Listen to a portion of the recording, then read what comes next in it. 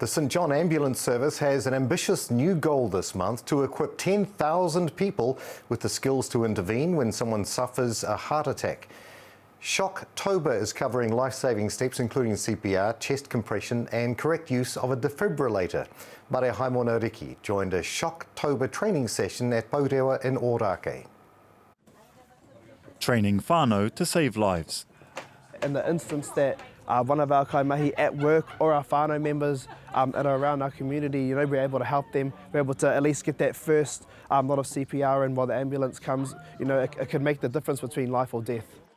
Etienne Neho of Ngāti Hine is the Mara Kai manager here in Pourewa Ōrākei and has gathered at least 20 kaimahi to learn the 3 steps to life as part of St John's Shocktober initiative. The first step, you call 111. The second step is you start your compressions and do CPR. And the third step is using the defibrillator to shock the heart back into life. So it actually simplifies it from the full day first aid course that you go through and do CPR. It was a lot shorter and more compact, but I guess it really hit the 3 main points that you need to focus on when you are in that situation. Whānau that learn this sort of stuff will make a significant impact to the survival rates of our people across the motu. St John's says that more than 2,000 people in Aotearoa per year are treated for cardiac arrest and only 25% survive to hospital, 11 surviving out of hospital. National Operations Manager Dan Spearing says bystander CPR is vital to improve these statistics. We know that every minute that goes past after a whānau member has had a cardiac arrest, their chances of survival actually drops by 10%. So if you think 5 minutes go past and there's no CPR, that's a 50% drop in survival rate. Just one last thing we'll touch on is the AED, or the defibrillator. So take a seat, get nice and relaxed. We'll go over that for about 5 minutes. For us, we usually do it every year and a half, so we always do refreshers. But I guess you can't have too much refreshing when it comes to CPR. So the more frequent you do it and the more regular you make it happen at mahi, it becomes a normal habit. So hopefully if a occasion arises that we need to do it, everyone will be primed and ready.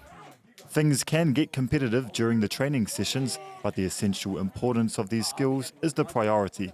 Neho recalls his own experience of how important this kaupapa is. I have been in the position where I've had to administer CPR to an older kuia when I was out at a whānau member's house. And it was a case of us knowing what to do and actually being at the right place at the right time, and she survived. So I guess, having that training and the pukinga behind you can really make a difference, and I've seen it first instance too. So St John's, now renamed Hato Hone, has received a lot of positive feedback from the trainees. Plenty of whānau have come forward and sort of expressed their gratitude, I think, around these sorts of situations, especially if it's personal for them, if it's somebody that they know, that can make the situation really, really hard.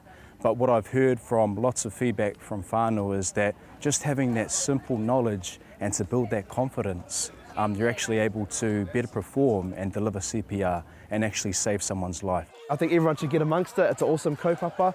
And I look forward to hearing more people kind of getting on this journey of Shocktober.